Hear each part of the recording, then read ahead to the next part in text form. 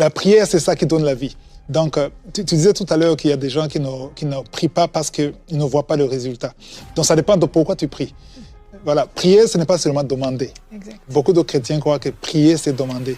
Mais pour moi, j'ai compris que prier, c'est avoir une relation avec Dieu. C'est comme ton téléphone. Tu as un téléphone.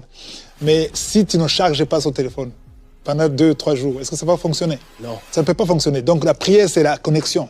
Je dis à mes amis que quand je prie, c'est juste en de charger mon esprit. Il y a mon esprit, il y a l'esprit de Dieu. Donc, la prière, c'est le charge spirituel. Oui. Et c'est quand tu charges ton téléphone que tu peux passer un jour, parfois 2. Ça dépend de l'activité. Oui. Il y a des téléphones qui ne peuvent pas passer plus d'une journée. Mais plus tu charges, il y a la connexion. Donc, quand tu pries, tu es en train de charger ton esprit. Amen. Voilà, c'est là où, même si tu n'as pas les choses... Parce que les gens prient pour les choses matérielles. Et ils cherchent la main de Dieu. Mais il faut aller à un autre niveau.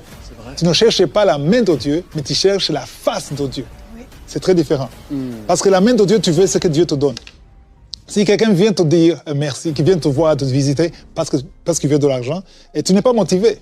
Mais si quelqu'un vient parce qu'il t'aime, il veut être ton ami, il tient à toi, donc là ça a de la valeur. Donc il faut que la motivation change. Parce que aussi longtemps que quelqu'un prie, tu me suis, tu pries rien que pour avoir un visa, pour avoir un mari, pour avoir un enfant, Dieu n'est pas motivé.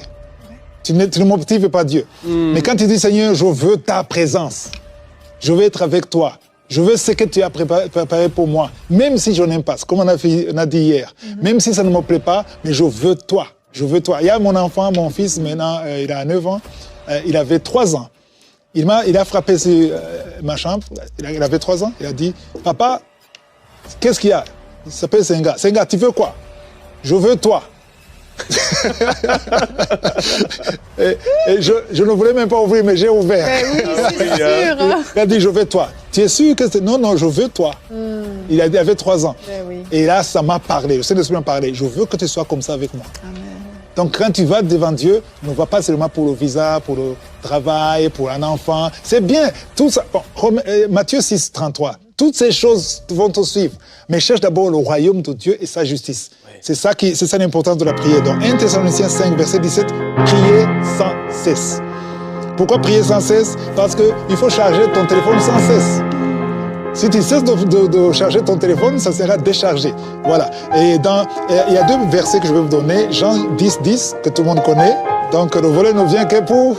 Le volet, on parle maintenant du diable. Oui, égorgé, tué...